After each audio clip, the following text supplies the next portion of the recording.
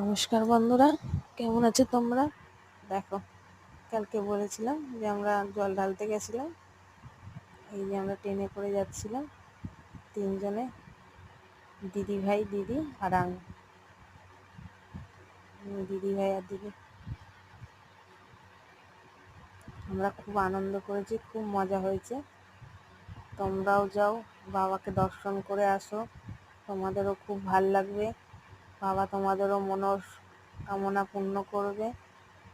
খুব জাগ্রত মন্দির, একবার যাও। নাম তো শুনেছি তারকেশ্বর, সবাই জানো বাবার মন্দিরের কথা। অবশ্যই পারলে শ্রাবণ মাসে একবার গিয়ে তাকে দর্শন করে আসো, খুব ভাল লাগবে। ভালো থেকো তোমরা। তোমাদের যদি ভালো লাগে তাহলে লাইক, কমেন্ট, শেয়ার আর চ্যানেলটিকে সাবস্ক্রাইব করে দিও।